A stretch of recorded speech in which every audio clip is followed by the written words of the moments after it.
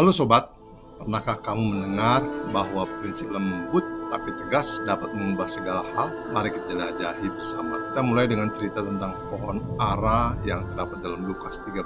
Cerita ini menceritakan tentang sebuah pohon yang tidak berbuah selama 3 tahun dan kemudian diberi kesempatan lagi. Hal ini menunjukkan nilai dari kesabaran namun juga menekankan pentingnya ketegasan. Jika pohon itu tidak berbuah, maka harus ditebang.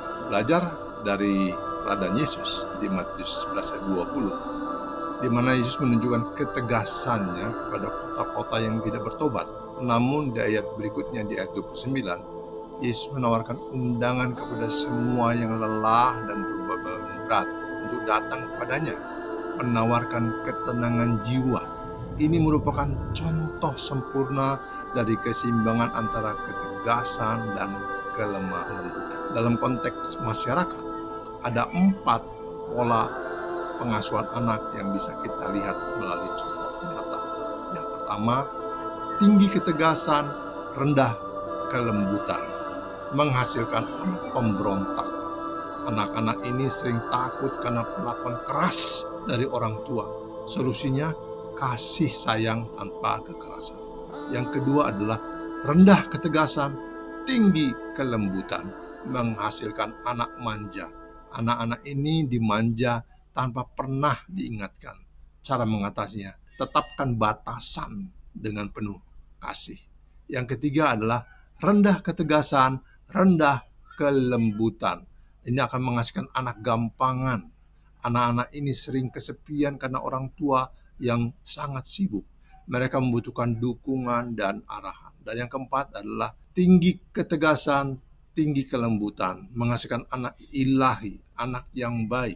Orang tua yang mengikuti pola ini responsif terhadap anak-anaknya, tapi lembut dan tegas, membuat anak merasa dicintai dan aman.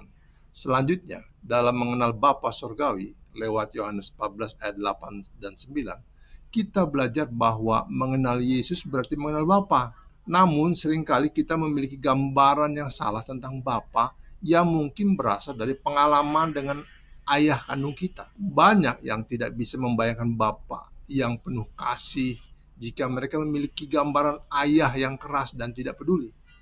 Nah, cara untuk menyembuhkan pandangan ini adalah dengan memaafkan ayah kandung kita, yang merupakan langkah penting dalam pemulihan dari amarah dan dendam.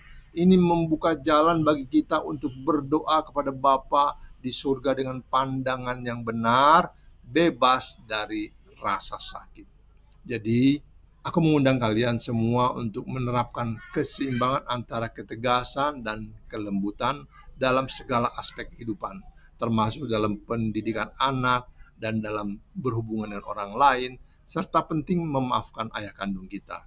Mari kita hidup dengan prinsip ini. Tuhan Yesus sangat mengasihimu.